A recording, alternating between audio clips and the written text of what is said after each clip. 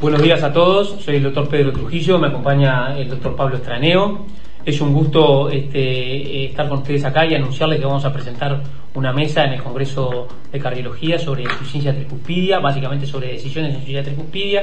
Consideramos que es un tema relevante, dado que la epidemiología y el pronóstico afecta mucho a este grupo de pacientes, es muy relevante y existe un subtratamiento de este grupo de pacientes, así como existe nueva información en lo que se refiere al timing de la cirugía y en cuanto a las intervenciones percutáneas. Pablo, ¿de qué se va a tratar la mesa? Bueno, la mesa vamos a centrarla en tres grandes áreas, que es la imagen, el intervencionismo y el capítulo de cirugía. Para eso vamos a contar con un panel de expertos internacionales que van a aportar mucha información sobre este tema y sobre todas estas actualizaciones, como dijo Pedro, de esta patología. Y vamos a cerrar la mesa con casos clínicos y luego con una conclusión de los exponentes. Así que los esperamos a todos en el Congreso Uruguayo de Cardiología. Los esperamos. Para arrancar, ya que no se nos vaya la hora, estamos en la mesa que estamos coordinando con el doctor Pedro Trujillo. La mesa se titula Decisiones en insuficiencia tricuspidia y obviamente que lo que trae la elección de esta mesa es toda la renovación que tenemos y el empuje que hay en esta patología, que tiene, como que ya podemos dejar de decir que es la patología de la válvula olvidada y de todo ese concepto que teníamos previamente, para considerarla una patología mucho más abordada desde varios puntos de vista y con muchas novedades respecto a tanto ya sea como la evaluación clínica, la imagen y después el tratamiento. Así que con Pedro vamos a coordinar la mesa. Bueno, es un gusto. Entonces con Pablo planeamos esta mesa. Es una mesa dirigida al cardiólogo general, pero que tiene una intervención quirúrgica y una intervención percutánea, y tiene la visión estelar de los imagenólogos que van a intentar avanzar sobre esto. La doctora Violeta González es cardióloga especialista en imágenes, nos va a ilustrar y nos va a dar una conferencia sobre imágenes en insuficiencia tricuspidia, dirigida básicamente hacia la toma de decisiones. Por otro lado tenemos la versión quirúrgica, tenemos al doctor Juan Crestanelo, es un cirujano cardíaco uruguayo que actualmente vive en Estados Unidos, en la Clínica Mayo, y que nos va a dar su visión sobre las decisiones en insuficiencia tricuspidia. Y por otro lado tenemos al doctor Marcio Montenegro, que es cardiólogo intervencionista del Centro de Tratamiento de Válvulas de Río de Janeiro, que nos va a dar su visión sobre la intervención percutánea y las decisiones en insuficiencia tricuspidia. ¿Cuál es la hoja de ruta de esto? Pues básicamente vamos a hacer una mínima introducción, va a haber una ponencia de imagen y posteriormente va a haber una ponencia de cirugía cardíaca y de intervención percutánea. Vamos a discutir al final un caso clínico e intentar dar algún mensaje final. ¿Por qué elegimos esta mesa como importante? ¿Por qué es importante una mesa sobre insuficiencia tricuspidia? Porque es una enfermedad heterogénea de alta prevalencia, porque está asociada a una morbimortalidad muy importante en cualquier contexto clínico, sea primaria, secundaria, siempre acarrea alta mortalidad, una mortalidad y una morbilidad importante, porque sabemos que desde el punto de vista como cardiólogos sabemos que se diagnostica tarde y está subtratada desde el punto de vista quirúrgico, porque se han enriquecido las posibilidades terapéuticas, hay numerosas intervenciones percutáneas que han promovido el desarrollo de esto y hay nueva información aparte sobre el timing y el riesgo quirúrgico, muy importante.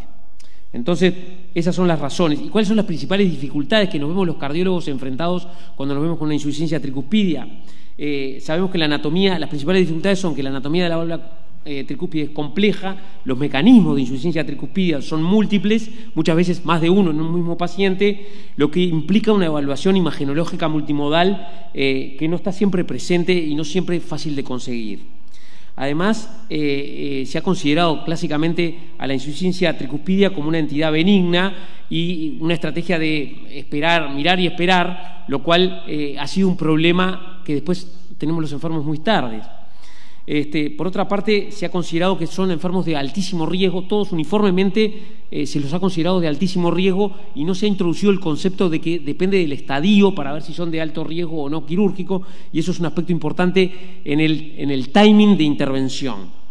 Por otro lado, hay que definir si el tratamiento es quirúrgico o percutáneo y si es plasta o sustitución. Es decir, una cantidad de preguntas que tenemos para que el imagenólogo nos intente iluminar y para que entre el cirujano y el hemodinamista intenten definir cuál es el mejor tratamiento para este paciente. Pablo, ¿te parece que empezamos con la... Arrancamos. Con la presentación de la doctora imagenóloga? Primero tenemos que ver qué nos dice de la imagen de toda esta nueva etapa que tenemos de la válvula, así que adelante Violeta con Violeta, adelante por favor. Bueno, buenos días. Quiero agradecer la oportunidad de participar en esta mesa y yo voy a arrancar hablando de la evaluación de la IT desde el punto de vista de la imagen cardíaca. Brevemente, intentaré ajustarme al tiempo, pero tocaremos algunos de los aspectos fundamentales que tenemos que aclarar. Para ello tenemos que hablar de algunos aspectos importantes de la anatomía y del estudio de la válvula y luego brevemente hablaremos un poco del papel de las distintas técnicas de imagen multimodal. Como sabemos, la válvula tricúspide es una estructura compleja cuya competencia va a depender de la integridad de los velos, del anillo y del aparato subvalvular, pero también de la geometría y la función de las cavidades derechas. Y esto es clave y vamos a tener que abordarlo en el estudio de imagen. ¿Qué información le tengo que dar al clínico o al cirujano o al cardiólogo intervencionista en un informe de imagen? Tenemos que hablar de la morfología de la válvula, tenemos que hablar del mecanismo de regurgitación, la cuantificación del grado de la IT. Tenemos que valorar, muy implicado, ¿no?, con el grado de la repercusión sistémica, fundamentalmente a nivel de congestión venosa, y vamos a tener que hablar necesariamente de las dimensiones y la función del ventrículo derecho, además de criterios de reparabilidad anatómica en un caso de plantear una eventual reparación. No voy a tocar estos aspectos concretamente porque serán objeto de discusión de las siguientes sesiones, pero sí vamos a hablar un poquito del resto de aspectos. La ecocardiografía, como sabemos, es la herramienta fundamental, la más versátil y la que tenemos que tener en mente para abordar el estudio de la válvula tricúspide. Y digamos que ya a partir del eco transtorácico podemos tener mucha información. Podemos valorar la morfología, el mecanismo, el grado, podemos evaluar también la repercusión hemodinámica y también las cavidades derechas. Y además va a ser útil en el seguimiento, sobre todo mantener la misma técnica, si es posible el mismo equipo y, si a veces no es posible, el mismo operador, ¿no? Esto es lo que se recomienda habitualmente. Si además queremos hacer un estudio más detallado del mecanismo, conocer la morfología de la válvula, valorar criterios de reparabilidad, incluso calidad de imagen para guía de procedimientos, fundamentalmente terapias transcatéter, vamos a tener que afinar con el eco transesofágico. El primer aspecto que es importante es valorar la morfología y esto lo vamos a definir en función del número de velos y festones. Aunque existe una cierta variabilidad, los tipos más frecuentes son estos que veis en la pantalla, ¿no?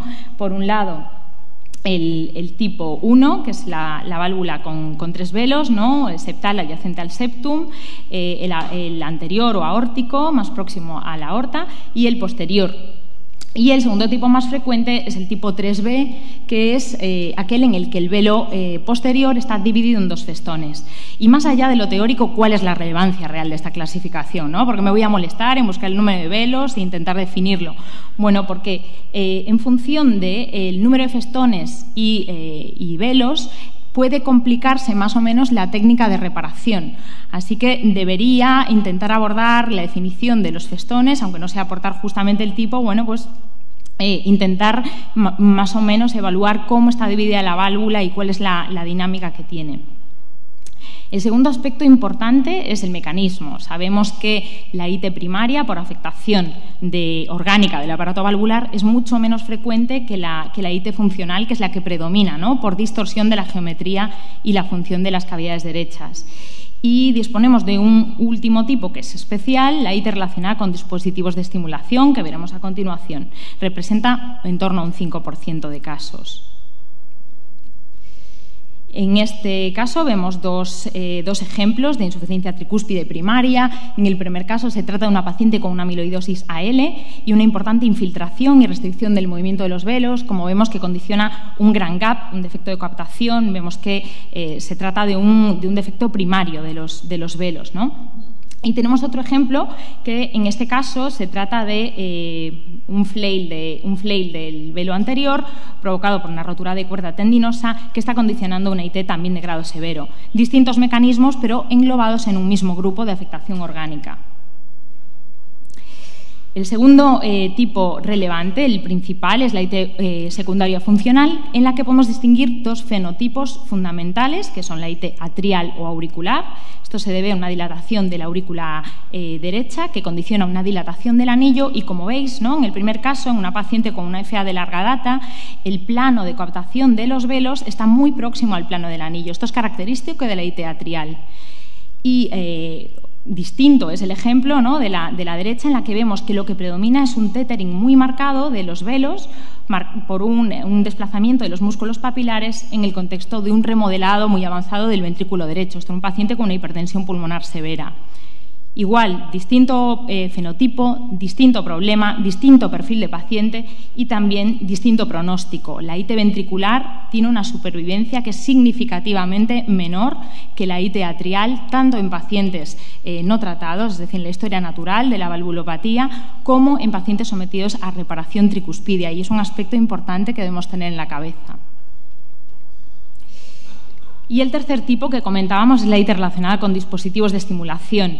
Y esto no quiere decir que todo paciente con IT y con un dispositivo de estimulación intracardíaco podemos echar la culpa al cable, ¿no? Esto no es así y es algo que tenemos que buscar, tenemos que estudiar. A veces necesitamos complementar distintas técnicas de imagen para ver si realmente el cable está siendo un problema o está siendo un espectador del problema, ¿no? Casos que vemos aquí, por ejemplo, tenemos este caso en la que hay una clara interferencia del electrocatéter de estimulación gisiana con el cierre del velo septal, que se tuvo que recolocar en este caso, o un caso de adherencia, de fibrosis del velo anterior con un electrocatéter de estimulación de marcapasos situado en ápex ventricular derecho, ¿no? Lo mismo, es muy importante estar seguros de que el cable es el problema y no es simplemente un espectador de la insuficiencia. El tercer aspecto importante que tenemos que valorar es el grado. No voy a entrar a hablar de forma detallada de todas las herramientas de cuantificación de las que disponemos, pero cuantificar es muy relevante y tenemos que intentar utilizar todos los parámetros y tener en cuenta la situación de volemia del paciente en el momento de realizar el eco, ¿no? No es lo mismo hacerlo en un paciente descompensado que en un paciente que está euvolémico. Lo que sí es importante también es adherirnos a la clasificación actualmente más aceptada, que es la clasificación en 5 grados propuesta por Rebeca Hahn y por Pepe Zamorano, ¿no? Esto nos permite afinar, sobre todo en el espectro de mayor gravedad, en el grado, ¿no?, porque se divide en 3, severa, masiva y torrencial, y nos permite afinar la estratificación pronóstica de los pacientes y también lograr una mejor selección de aquellos que se van a dirigir a terapias transcatéter. Siguiente aspecto relevante, como os comentaba, la repercusión sistémica. No podemos hablar de una cosa sin hablar de la otra. Y aunque estamos muy acostumbrados a hablar de la vena cava inferior, no es tan frecuente que realicemos una evaluación más exhaustiva que deberíamos hacer mediante el ecocongestión venosa, ¿vale? El VEXUS, que nos permite evaluar la congestión tanto a nivel del sistema venoso renal como de la vena hepática. En cuanto a la función ventricular derecha, contamos con un montón de parámetros para evaluarla. El TAPSE sigue siendo un marcador muy robusto y muy accesible, con implicación pronóstica. Quizá deberíamos valorar la función de contractilidad radial con parámetros accesibles como la fracción de acortamiento, que, por desgracia, no es muy reproducible entre operadores. Y contamos con otros parámetros de eco 3D, como la fracción de eyección ventricular derecha, mucho más robusta, o el estrés longitudinal global, que también aporta una información relevante, pero, por desgracia, en la rutina, ¿no?, en la práctica diaria, no siempre están tan accesibles y no siempre la ventana ecocardiográfica del paciente con IT es óptima para poder obtener unas medidas fiables, ¿no? Un concepto que es importante destacar es el acoplamiento ventricular arterial derecho, que viene ya del mundo de la hipertensión pulmonar, pero lo que hace es reflejar cómo es la respuesta contráctil del ventrículo a un incremento de la poscarga, que es la presión sistólica pulmonar. Y fijaos, porque un acoplamiento reducido implica un peor pronóstico en términos de supervivencia, ¿no? Y nuevamente, tanto en pacientes con IT secundaria como en pacientes sometidos a reparación transcatéter. Es importante tener esto en cuenta. Se han definido distintos puntos de corte, pero tenemos que tener una idea que entre 0,3 y 0,4, menos de esa cifra andamos mal, ¿no? La principal limitación, ¿cuál va a ser? La estimación de la PSP no invasiva en pacientes con IT masivas o IT torrenciales en las que prácticamente no vamos a poder detectar un gradiente entre ventrículo derecho y aurícula derecha. Pero bueno, con sus limitaciones ha mostrado una implicación pronóstica. Y solo voy a dar 2 palabras acerca de otras técnicas de imagen, porque el eco es la fundamental, pero no puedo dejar de hablar del papel de la resonancia y del TAC. La resonancia, como sabemos, es el gold estándar para evaluar tanto dimensiones como función del ventrículo derecho. Además, nos va a permitir realizar una cuantificación precisa del grado de insuficiencia, ¿no?, mediante técnicas isovolumétricas, contraste de fases o técnicas más recientes de 4D Flow, que nos permite visualizar el jet, cuantificarlo, incluso valorar qué dirección lleva el jet, cuáles son las velocidades. Aunque todavía es una técnica que se encuentra en estudio, es muy precisa, es reproducible y probablemente la veamos cada vez más en los próximos años. Y además, por su reproducibilidad, la resonancia tiene un gran valor a nivel de estratificación pronóstica, ¿no? Tanto es así que la fracción de eyección ventricular derecha por resonancia asociada al TAPSE mostró mejorar claramente la estratificación pronóstica de los pacientes y también la cuantificación, ¿no? Los puntos de volumen regurgitante y de fracción regurgitante por resonancia se han asociado con endpoints duros como la mortalidad en seguimiento, y esto es muy importante. Y la siguiente técnica que no podemos dejar de comentar es el TAC. El TAC, ¿cómo nos puede ayudar en la cuantificación? Nos puede ayudar en la evaluación del lore anatómico, siempre que la ventana sea buena y logremos realmente definirlo, porque no siempre se ven bien los velos, ¿no? Pero para mí la gran ganancia del TAC nos la da la visión amplia que proporciona, que nos permite comprender bien los mecanismos y la relación de la válvula con las distintas estructuras anatómicas, tanto cardíacas como vasculares, ¿no? Esto nos permite realizar una planificación muy precisa de procedimientos, por un lado, ¿no?, como el implante de un anillo tricuspide, en lo que tenemos que medir la distancia exacta de cada tornillo, la posición y su relación con la coronaria derecha. La planificación de implante de prótesis heterotópicas u ortotópicas, y fijaos que además nos puede ayudar en la definición de mecanismos, ¿no? En este caso teníamos una paciente con un cable abandonado en ventrículo derecho, con una extracción parcial del mismo, en la que con mala ventana ecocardiográfica nos acaba de definir bien cuál era el mecanismo, cómo es la interacción del cable, y el TAC nos permitió no solo visualizarlo, sino poder realizar una reconstrucción 3D y planificar mejor la reparación quirúrgica que se llevó a cabo, ¿no?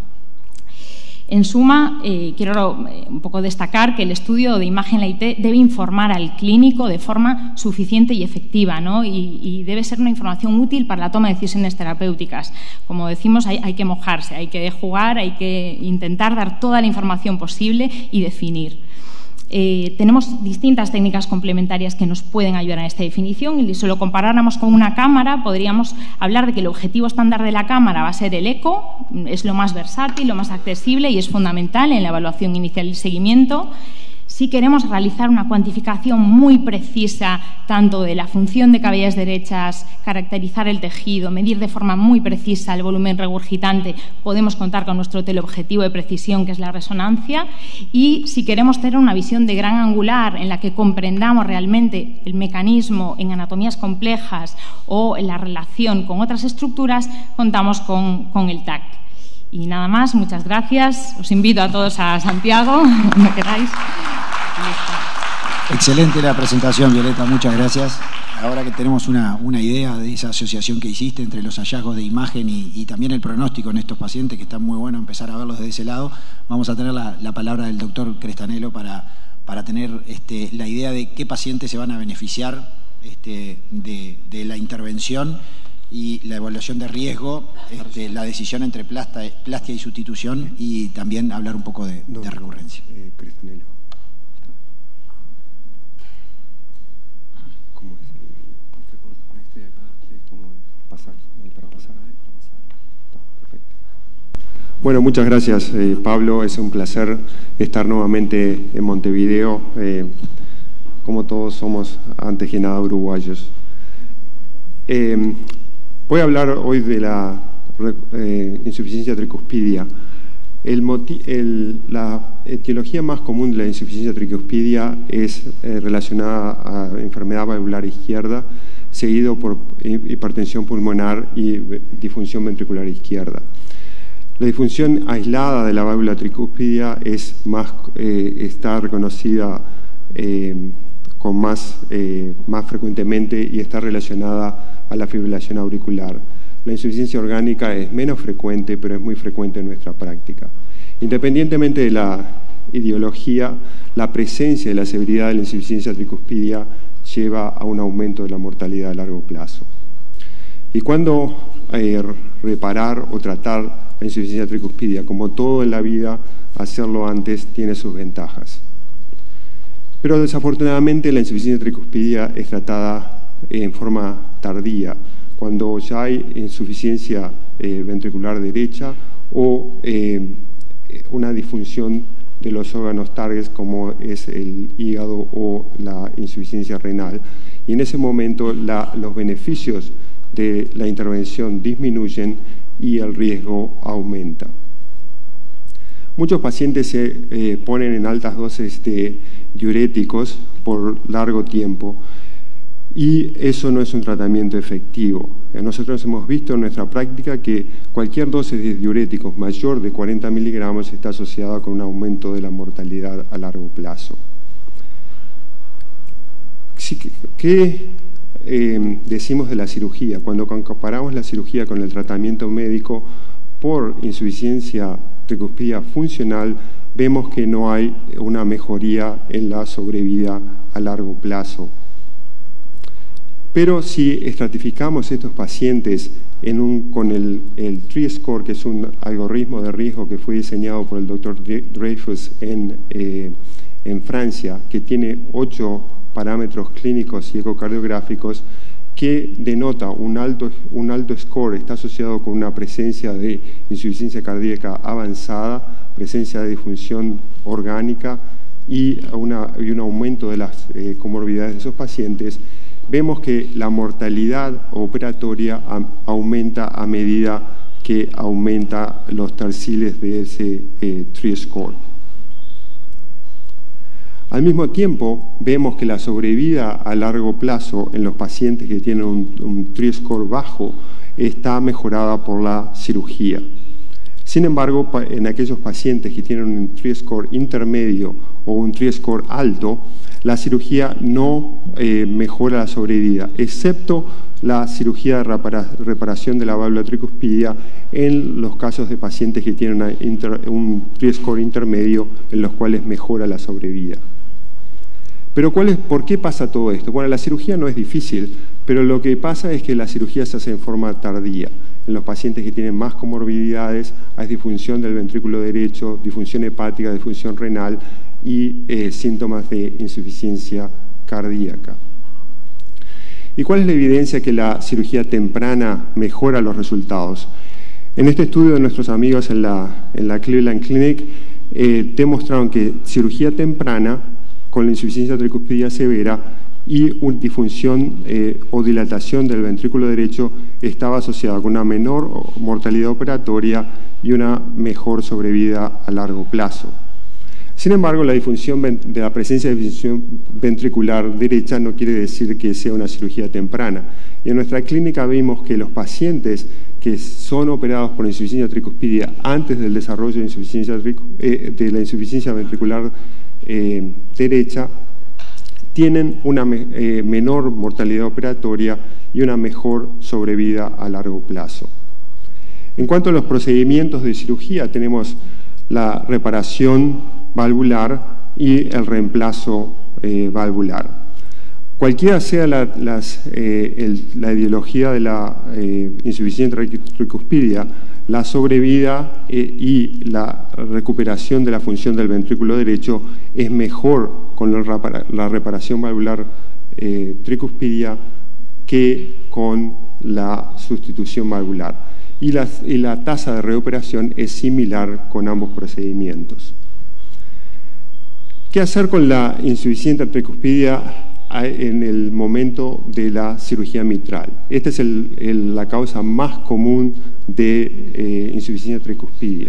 Obviamente, en pacientes que tienen insuficiencia tricúspide severa, recomendamos hacer una operación al mismo tiempo, y en los pacientes que tienen insuficiencia leve o trivial no hacer nada. Pero es cuestionable qué es lo que hacer con este grupo de pacientes en los cuales tienen insuficiencia moderada o un anillo dilatado mayor de 40 milímetros. Esta es la experiencia en nuestra clínica. Hemos operado alrededor de 1.600 pacientes con insuficiencia mitral degenerativa. Un tercio de esos pacientes tenían insuficiencia tricuspidia moderada o severa y solamente la mitad de ellos hicimos cirugía de la válvula tricuspidia al mismo tiempo. Pero las chances de la cirugía tricuspidia aumentaba con la severidad de la insuficiencia tricuspidia. ¿Qué hacer con me salté un slide? ¿Qué es los resultados de hacer tratar la insuficiencia tricuspidia en el momento de la cirugía de la válvula mitral? Acá vemos que pacientes que tienen una insuficiencia tricuspidia preoperatoria moderada o severa, la adición de un anillo de anuloplastia al momento de la cirugía mitral disminuye la probabilidad de insuficiencia tricuspidia a largo plazo, pero no mejora la sobrevida a largo plazo. ¿Qué hacer con los pacientes que tienen un anillo tricuspidio dilatado? En nuestro grupo también hemos demostrado que el diámetro del anillo no impacta la progresión de la insuficiencia tricuspidia. Eso se puede analizar ya sea cuando se analiza como una variable continua o como una variable categórica en diámetros menores o mayores de 4 centímetros. Y esto también se demostró igualmente en el CTSN trial, que demostró que en aquellos pacientes en los cuales la cirugía se hacía solamente por dilatación del anillo, no había progresión de la insuficiencia tricuspidia a largo plazo con o sin anuloplastia. Y la adición de la cirugía tricuspidia no aumenta la morbilidad o la mortalidad de la operación, pero sí aumenta la tasa de marcapaso permanente, que es alrededor del 14% en el CTSN trial. Las razones para la implantación de marcapaso fueron en un tercio el bloqueo ventricular, pero otras razones fueron en la mayoría de los casos como disfunción del seno, disfunción sinusal o una fibrilación auricular a baja rate. Esta tasa de implantación de marcapaso es similar a lo que otros estudios reportan en la literatura. Pero esta tasa de implantación de marcapaso, la razón por la implantación del marcapaso, no es solo por motivos técnicos, sino que está relacionado con las comorbilidades que estos pacientes tienen. La mayoría de estos pacientes que reciben marcapaso tienen un aumento de la tasa de fibrilación auricular, tienen muchos previos desórdenes de la conducción, tienen enfermedad coronaria. Y como consecuencia, eso es lo que determina el desorden de la conducción que lleva el marcapaso y no un problema técnico. Pero, respectivamente de la causa, recibir un marcapaso no es una situación benigna. Esos pacientes que reciben un marcapaso después de la cirugía tricuspidia tienen una disminución de la sobrevida a largo plazo, un aumento de la tasa de endocarditis y de hospitalizaciones por insuficiencia cardíaca. Para concluir, la insuficiencia tricuspidia impacta negativamente a la sobrevida, es tratada infrecuente y tardíamente. El impacto del tratamiento de los resultados no está bien establecido, pero sin embargo nosotros creemos que el tratamiento temprano y sobre todo permite la reparación de la válvula tricuspidia, mejorando los resultados a corto y a largo plazo. Muchas gracias.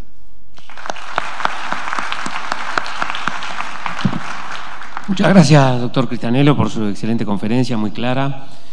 Posteriormente haremos alguna pregunta y ahora invitamos al doctor Marcio Montenegro a que nos dé su visión sobre el manejo del percutáneo y la insuficiencia tricuspidia, en qué pacientes se benefician de este procedimiento, la plastia versus el implante, la factibilidad, la recurrencia, dónde estamos en América del Sur en este tema.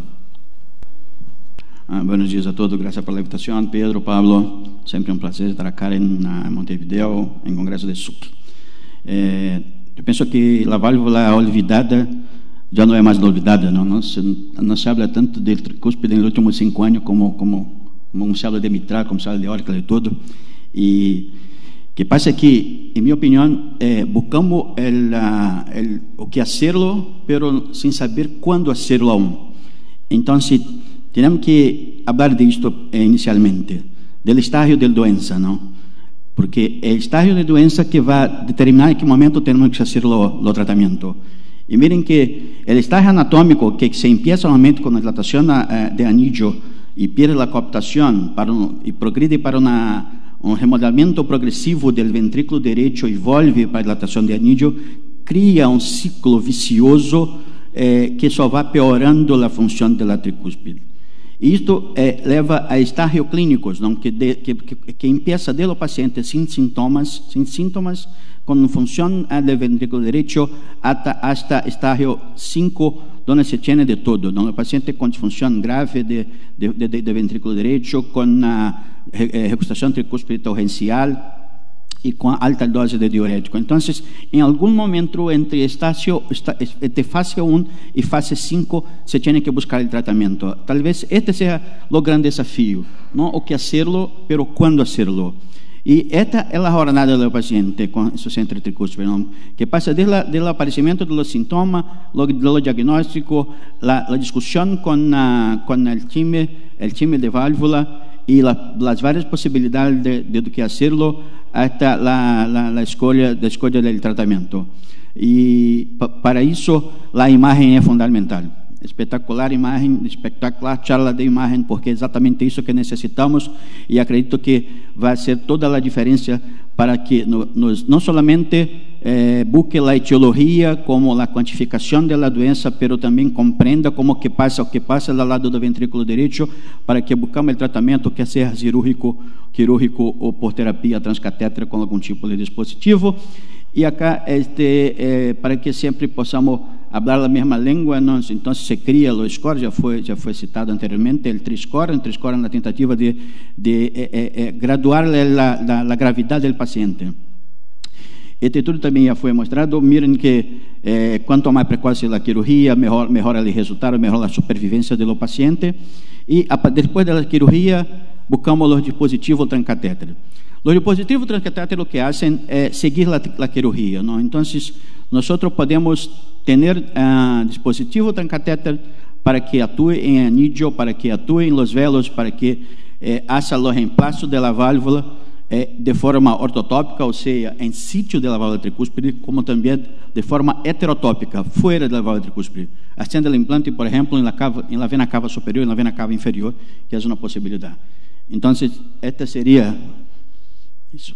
Entonces, esta sería la posibilidad. Miren, tenemos dispositivo para anillo, para velo, para spacer, para preencher la cooptación, dispositivo heterotópico en las venas cavas y dispositivo de reemplazo ortotópico.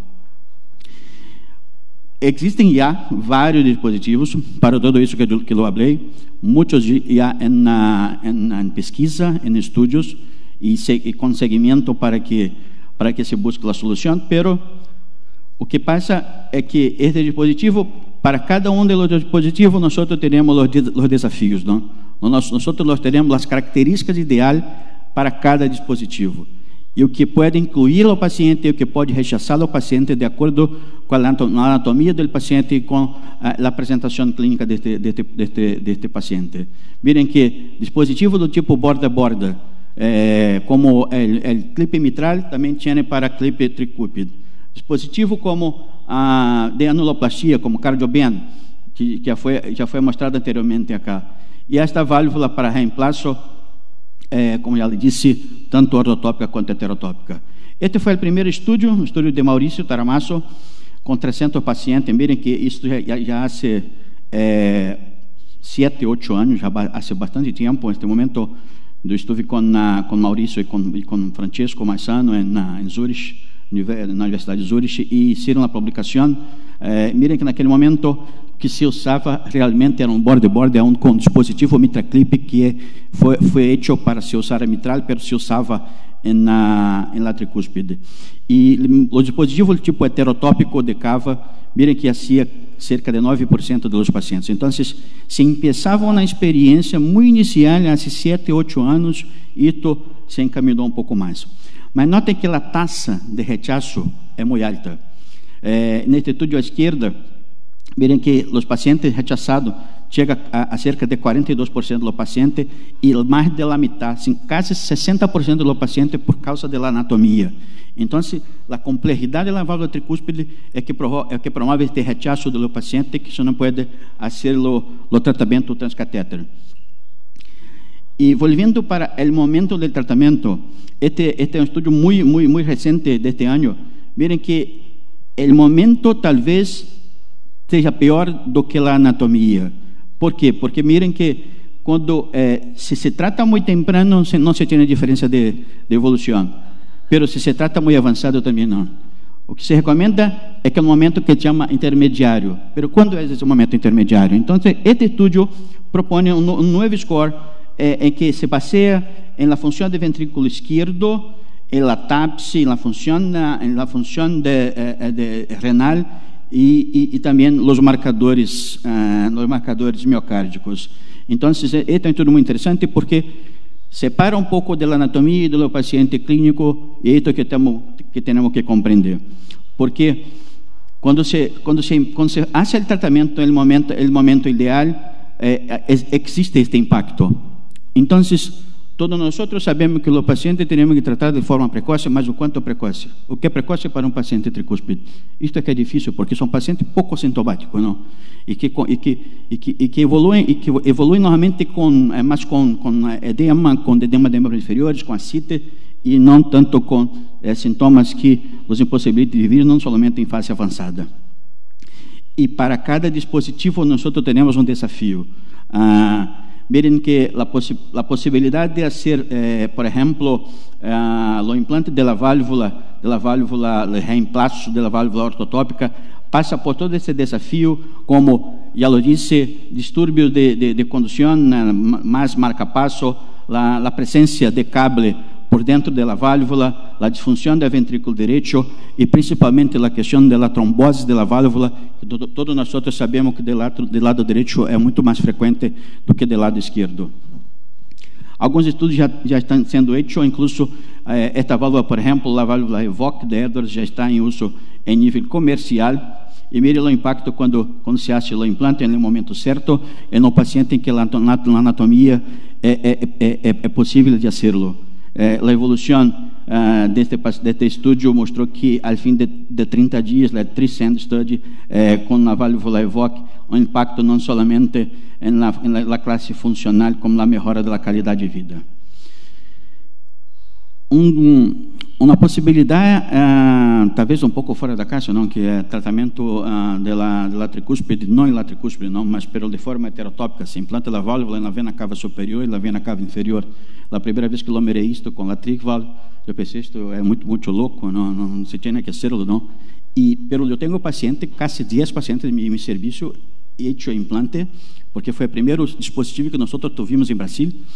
E o mais interessante é que quando se implanta a válvula e se faz o eco pré-procedimento, a stroke volume do ventrículo esquerdo, por exemplo, o meu último paciente era 23 e imediatamente depois do implante, a stroke volume subiu para 32. Então, o impacto no ventrículo esquerdo é muito impressionante. Nesse dia que passou isso pela primeira vez, eu compreendi o que era a precarga. Como que em um circuito cerrado, o sangue não chega. O sangue não chega, porque volve. Então, quando se reorganiza o flujo, e o flujo cessa de ir para adelante e para detrás, e só vai para adelante, o impacto no ventrículo esquerdo é muito impressionante no momento que se percebe isto. Eu tive a oportunidade de ser o primeiro caso de triquivalvo em Brasil. Foi um paciente com doença esquerda e direita. Hicimos um mitraclip na mitral e depois hacemos o implante de triquivalvo. Esse paciente está vivo até hoje, há quase 5 anos. Muchas gracias por su atención y vamos para la discusión. Muchas gracias por la presentación. Me gustó la frase de por más que sea un circuito cerrado, la sangre no llega. Es una buena frase. Para redondear esto y plantear desde un caso clínico ciertas preguntas a nuestros panelistas, tenemos a Sofía Rodríguez. Sofi es una residente cirujana en formación avanzada, casi nuestra jefa ya en cantidad de aspectos, que va a presentar un caso clínico para ilustrar un poco. Mientras prepara la presentación, yo les quiero preguntar a los dos, al cirujano y al hemodinamista, y por supuesto Violeta es la que da la información. ¿Está claro que o sea, yo entendí que si la insuficiencia tricuspídea es temprana, la primera opción es quirúrgica, y si el cirujano dice que no va a transcatéter, ¿eso es más o menos así? ¿Ustedes entienden ese orden? O sea, que el enfermo primero conceptualmente es quirúrgico, y si el cirujano dice no, tiene un alto muy riesgo, tiene un tri-score muy alto, tiene una mortalidad muy alta y no voy a dar un impacto, puede pasar a percutáneo. ¿Ese es el orden para un cardiólogo general? ¿Eso es lo que tiene que entender? ¿O podría ser una primera opción transcatéter, aunque fuera temprana la insuficiencia tricuspídea, dependiendo del grupo? ¿Esa pregunta se entiende? Yo creo que yo estoy de acuerdo con esa aserción, pero lo primero que tenés que hacer, Pedro, es estar convencido que el paciente realmente tenga insuficiencia tricuspídea severa y optimizar al paciente y confirmarlo a lo largo de varios ecos durante 2 o 3 meses, que la insuficiencia tricuspídea no sea dependiente de algún otro evento, porque puede ser muy, muy dinámico. Pero una vez que los pacientes empiezan a estar dependiendo de altas dosis de diuréticos, y altas dosis de diuréticos no es 120, es 40, que hay millones de gente andando en esas dosis, se benefician de una intervención, porque si no se interviene, eso lleva a un deterioro progresivo del ventrículo derecho, y una vez que eso pasa, los outcomes van a ser malos. Y aparte la congestión sistémica lleva a disfunción hepática, disfunción renal, y de manera que una vez que el tratamiento médico inicial por un periodo razonable de tiempo falla, hay que pasar a un tratamiento invasivo, y preferentemente la cirugía si el paciente tiene riesgo adecuado, y si no, un tratamiento percutáneo. Entonces, Pedro, esto na verdade não é só para a tricúspide, para qualquer válvula, não. Nós estamos no momento da tricúspide que o tratamento é quirúrgico. Isto passou com a TAV, por exemplo. Vamos falar de TAV porque está mais estabelecido que se hace o tratamento transcatéter. Quando se pensou a TAV, só se hacía o paciente proibitivo para a cirurgia. Para a cirurgia não se pensava em hacerlo como primeira opção. Hoy, la verdad, esta semana o semana pasada, yo no me recuerdo, en Estados Unidos se liberó el implante de TAV en paciente asintomático. Entonces, tal vez ahora, en este momento, se puede ser como primera opción para la mayoría de los pacientes, si tú quieres. Desde 2022, que en Estados Unidos, cerca de casi 50% de los pacientes abajo de 65 años se implanta TAV, por una otra razón. Esta es una publicación de registro americano. El momento de tricúspide es quirúrgico. Só se trata después que cirugía se rechaza, y ahí se piensa en hacerlo algo. Este es el momento que vivimos del dispositivo tricúspide. Muy bien. Muchas gracias por la respuesta. Adelante, doctora. Bueno, buenos días. Vamos a presentar este caso de una insuficiencia tricuspidia.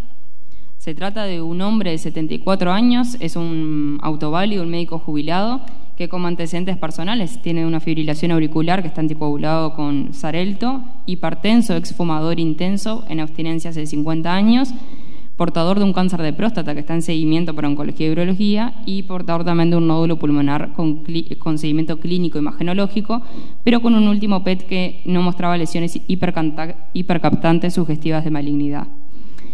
Como antecedentes de la enfermedad actual, hablando y centrándonos en lo que es la fibrilación auricular, en 2015 tenemos contacto con este paciente que tenía diagnóstico hace 5 años de su fibrilación auricular y estaba con tratamiento médico. Se solicitó en ese momento una prueba ergométrica que fue negativa.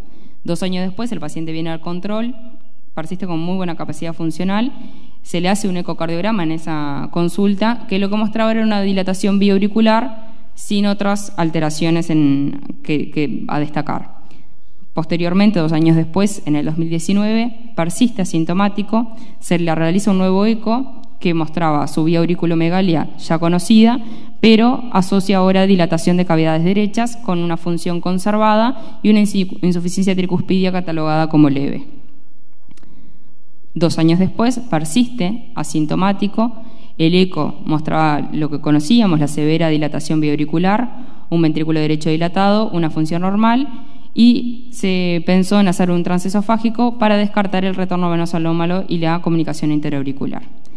2 años después, en el 2023, un paciente que continúa asintomático, continúa en seguimiento por su fibrilación auricular, y el ecocardiograma realizado en ese entonces muestra que esta insuficiencia tricuspidia catalogada como leve había progresado y se hizo moderada, con un ventrículo que persistía obviamente dilatado, con función conservada y una dilatación biauricular.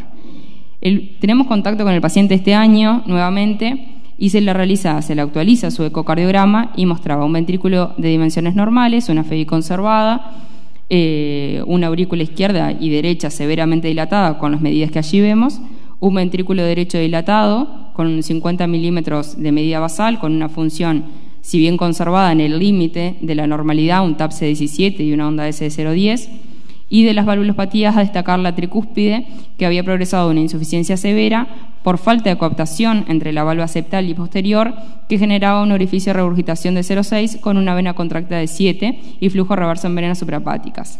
Presión sistólica de la arteria pulmonar de 30 milímetros de mercurio. Ahora, Sofía, un segundito ahí, aprovechando que tenemos a Violeta en el panel, para hacer un poco el ejercicio de cómo seguimos con este paciente ante este escenario. Violeta, ¿qué te parece cómo continuarías la evaluación imagenológica o cómo complementarías, si es que es necesario, un escenario como este en este paciente? Bueno, por lo expuesto hasta el momento, parece que nos encontramos ante un paciente con una IT funcional en el contexto de una FA de larga evolución, en la que hemos ido viendo en la evolución la dilatación progresiva de las aurículas y del anillo, ¿no? No es infrecuente que la IT, como decíamos, pueda ir cambiando de grado en función de la situación de volemia del paciente. Quizá cuando le hacemos el eco es moderada, severa, es muy variable y es muy importante hacer una monitorización probablemente más frecuente que cada 2 años, ¿no?, en estos pacientes, porque lo que nos ocurre a veces es que nos los encontramos ya en un estadio luego muy avanzado. Y la verdad es que la evaluación imagenológica hasta el momento está muy completa, bien descrita. Se realizó un eco transtorácico, se realizó el eco transesofágico para definir un poquito más el mecanismo, y yo en este momento, bueno, vería un poquito los resultados de las pruebas de imagen para definir un poco, en función de la estrategia que queramos plantear o si vemos alguna discordancia, si es necesario completar con otros estudios o nos podemos quedar ya con el eco. Gracias, Violeta. O sea, hay un hecho distintivo en este enfermo que es asintomático. Eso también a los cardiólogos nos dice quieto. ¿Es asintomático o oligosintomático o no pesquisamos bien los síntomas, pero tenemos disfunción del ventrículo derecho en el ecocardiograma? Es un tema complejo porque las valvulopatías conceptualmente, sin ser en detalle, uno conceptualmente dice asintomático, es poco probable que tratar, pero bueno, si hay disfunción sistólica o del ventrículo izquierdo para las válvulas izquierdas o el ventrículo derecho para la válvula derecha, nos complica. Entonces, yo creo que es un enfermo bien en el límite. ¿Es creíble eso que sea oligosintomático? ¿Tiene un hecho distintivo que sea una insuficiencia tricuspidia por enfermedad vinculada a la FA? ¿Es un hecho particular de este subgrupo de IT? ¿Cómo lo ven clínicamente? Si cualquier cardiólogo les plantea al cirujano o al hemodinamista, ¿qué versión tendrían ustedes en este momento, en lo clínico? Cristanelo, ¿vos qué te parece? Si te consultan por esto clínicamente, ¿vos qué primera aproximación le darías? ¿Asintomático? Lo primero a saber es que sobre 8 años, el 30% de los pacientes con fibrilación auricular que no tenían insuficiencia tricuspidia cuando fueron diagnosticados con fibrilación auricular desarrollan insuficiencia tricuspidia. Y esos pacientes tienen una sobrevida menor que los que no tienen insuficiencia tricuspidia. Pero insuficiencia tricuspidia aislada relacionada a la fibrilación auricular es raro, porque en general estos pacientes tienen otras cosas, tienen enfermedad coronaria, tienen enfermedad de insuficiencia mitral, este paciente no la tenía. Pero la ventaja de tratar a estos pacientes es que podés tratarlo temprano, es que podés tratar las dos cosas, podés tratar la insuficiencia tricuspidia y podés tratar la fibrilación auricular, que es lo que en este paciente está originando el problema. O que me llama a atenção neste paciente é um paciente neoplásico, não? Se não me acordo. Então você poderia pensar, por exemplo, numa síndrome carcinoide atuando em la tricúspide, uma possibilidade. Pero nitidamente é um paciente que tem uma regurgitação tricúspide atriogênica. Tem átrio grande, pero com ventrículo preservado, não? Então, este paciente realmente, talvez, hoje, por supuesto, não é tratado, pero nós já temos publicação com regurgitação tricúspide moderada e com aumento de mortalidade. Uma outra coisa que chama atenção, por exemplo, agora é o desacoplamento ventrículo direito à artéria pulmonar, que ele chamou muito bem a atenção. Isso é muito importante. Este paciente tem uma relação artéria pulmonar ventrículo direito de 0.5. Eu mirei as imagens, mirem que TAPS é de 17 e 32 de pulmonar. Então, 0.5. Abaixo de 0.31 não se pode serlo. Então, talvez será que este é o paciente que buscamos? Esta é a pergunta que nós todos nos fazemos agora. Será realmente que temos que esperar este paciente se tornar sintomático? Essa resposta não existe até agora. Mas talvez seja este paciente. Daqui a uns anos, vamos mirar este paciente e mirar, talvez seja este paciente.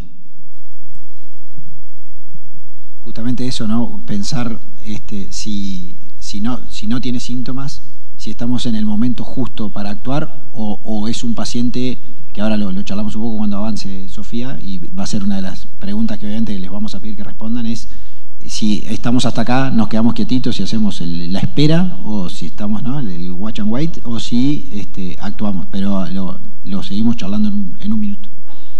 Bien, bueno, acá mostramos imágenes de lo que es el ecocardiograma transtorácico, donde veíamos una falta de coaptación de los velos de la tricúspide con un check bastante excéntrico y severo, y acá tenemos el 3D donde bueno, vemos lo mismo, la falta de coaptación a nivel sobre todo del velo septal y posterior.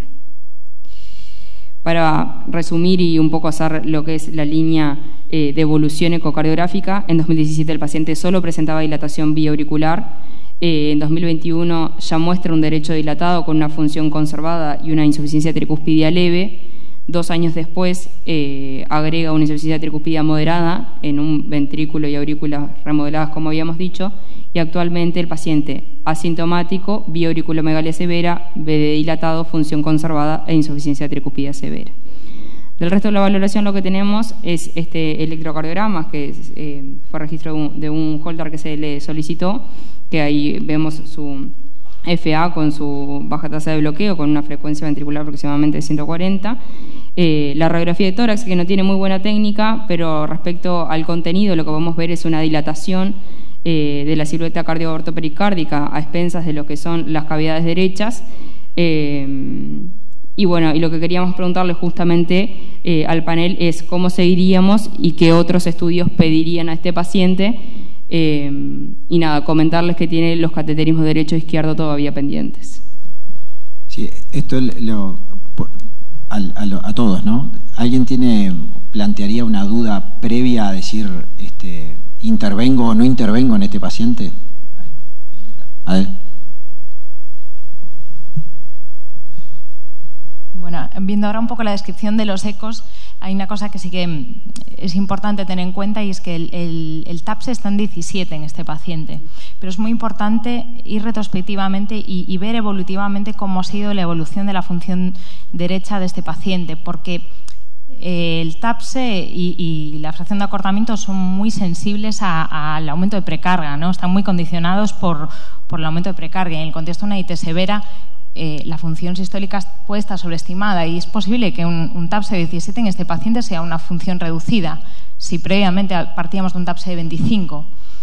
De ahí la importancia de hacer estudio seriado, evolutivo, intentar ver la misma ventana y ver los ecos, ¿no? Ver un poco la impresión visual de cómo es la función de este paciente. Me quedo tranquilo con un TAPSE de 17 o el TAPSE de 17 es un paciente que no tiene IT severa y que no tiene aumentada la precarga y por tanto no está sobreestimada la función. Entonces, en este punto yo plantearía primero la duda de si realmente esa función está totalmente preservada o puede haber ya una disfunción, digamos, inicial, incipiente, ¿no? En el estadio evolutivo. Esto es un poco mi duda, ¿no? No sé si se pudieran comparar las imágenes. Antes de que contesten ustedes, que son los estelares, yo me pongo del lado del abogado del diablo, del cardiólogo más clásico. Digo, yo tengo un hombre de 79, ¿me dijiste? O 74. O sea, está ahí, está asintomático. Yo sospecho, además encuentro una aurícula izquierda grande, lo cual me hace sospechar también, ¿no tendrá este enfermo una falla diastólica del ventrículo izquierdo asociado, vinculado a la edad, a probable coronariopatía, etcétera? Y entonces, y esa estimación de la presión pulmonar no sea tal, y entonces yo en realidad voy a mantener la noxa porque la falla diastólica no se la voy a cambiar. Entonces, esa pregunta, ¿esto es puramente por FA o hay una enfermedad del ventrículo izquierdo que está rígido y que está transmitiendo la presión y que me mantiene esa FA, la aurícula izquierda grande, etcétera? Y yo, por más que le corrija la tricúspide, voy a mantener la noxa, digamos, mantenida porque la aurícula izquierda va a estar grande, va a tener presión. Es verdad que el plan que tiene de cirugía ya nos los insinuó, le puede tratar la FA, le puede cerrar la orejuela, le va a tratar la tricúspide, vos le pondrás un Watchman además, le cerrará, le haces... Pero digo, ¿esa pregunta les aparece a ustedes? ¿Cómo lo ven en ese aspecto? Yo creo que es importante determinar si el paciente realmente es asintomático y hacerle un test de ejercicio con el VO2 max.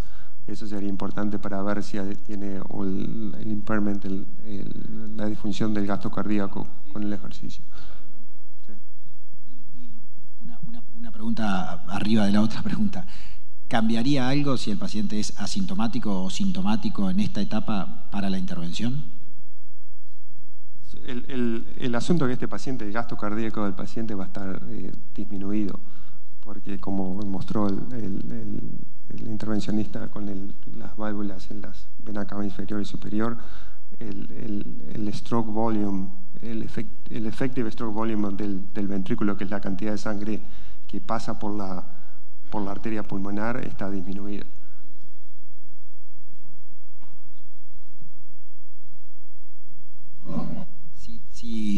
Lo mismo, si fuese asintomático para ti, ¿cambiaría la conducta de actuar o no actuar porque está asintomático o actuarían igual a pesar de que esté asintomático? Por ahí iba la pregunta. Es un paciente que tiene un daño, es un paciente que ya está en este estadio evolutivo que podemos considerar que ya tiene un daño, ¿no? Miocárdico asociado a la valvulopatía, pero se conserva asintomático. Entonces, en tricúspide, ¿qué haríamos con este paciente por más que se mantenga asintomático? Por ahí va la línea de razonamiento. Yo tengo muy interesante el comentario. Y así, mire que el paciente tiene 17 de TAPSE. Yo sé que solo TAPSE, ok, como usted lo llamó la atención. Tengo una pregunta para usted también. Yo pienso que hacer una resonancia ahora, en este momento, podría tal vez trazer mais informações para que nós tomemos essa decisão do que hacer uma ressonância neste momento que o eco está progressivo. E para que eu queria saber assim, por exemplo, esta é uma apresentação funcional da deficiência tricúspide, não é uma doença da válvula, tem um aumento da cavidade atrial e por isso nós temos a perda da coaptação. Qual seria a técnica quirúrgica para abordar esse paciente se for sintomático, por ejemplo? La técnica quirúrgica por insuficiencia tricúspide inducida por fibrilación auricular, nosotros tenemos, es raro identificar a estos pacientes solamente, pero nosotros tenemos una serie de miles de pacientes con cirugía por insuficiencia tricúspide, pero solo identificamos 50 pacientes en los cuales podemos decir con certeza que tenían insuficiencia tricuspidea relacionada con la fibrilación auricular. Y todos esos pacientes tuvieron aneuloplastia y la tasa de recurrencia de la insuficiencia tricuspidea a 5 años es alta, es como alrededor del 40%.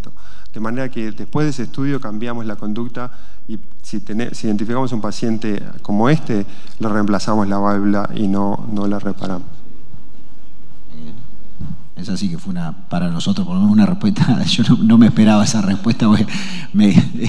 Adelante, Violeta. Bueno, respondiendo un poco a la pregunta, a mí antes de plantearme hacer la resonancia me gustaría primero ver la analítica, ver si tiene datos de congestión hepática, ver si está alta la GGT, si tiene algún dato, la fosfatasa alcalina, ver un poco el Vexus, ver la repercusión sistémica que está teniendo y hacerle prueba de esfuerzo. Creo que estaban documentada la prueba de esfuerzo que hacíais.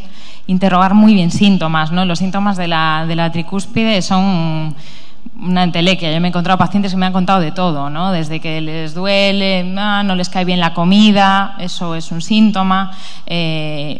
Estoy muy cansado, no te hablan de disnea, claramente es cansancio, son síntomas muy insidiosos. Entonces, primero valorar que realmente esté asintomático, que la analítica no tiene datos de congestión hepática ni disfunción renal. Si todo está en el lugar, ahí quizá buscaría, por un poco de lo que dijimos de la función derecha, afinar un poquito más para que no se me pase el momento de intervenir a este paciente. En cuanto al tratamiento tricuspideo, te quería comentar, es un gap posterior, ¿no? Tiene un gap septoposterior, es decir, para una terapia borde-borde no es el caso ideal si nos planteamos un tratamiento percutáneo. No sé, para el quirúrgico entiendo que no condicionará tanto, pero por lo que nos comenta el compañero, la reparación tampoco parece el caso ideal en estos casos. Entonces, bueno, tenemos que plantear un poco las opciones al paciente sabiendo de qué herramientas disponemos y qué le vamos a poder ofrecer, ¿no? Bien. Bueno, vamos a ir cerrando, pues se nos terminó el horario, pero un comentario nomás para que veamos también cómo estamos a nivel nacional. Este paciente no tiene los cateterismos hechos todavía porque el Fondo Nacional de Recursos no autorizó los procedimientos porque como que no estaba en la normativa porque no lo considera un paciente que haya que intervenir en él. O sea que también tenemos un tema de nuestro sistema de salud de que tampoco está tan preparado para identificar estos pacientes y cuando uno quiere intervenirlos precozmente también tenemos algún tema de salud nacional. Pedro, cerramos. Sí, claro. La otra cosa que pasa con estos pacientes, ahora tiene 74 años y está así en estas condiciones. Dentro de 5 años va a tener insuficiencia renal, cirrosis y nadie lo va a operar. Ahora, por suerte ahora mandamos una nueva carta y ahora sí está autorizado, pero nos costó. Bueno, muchísimas gracias al panel y gracias a todos por la presencia.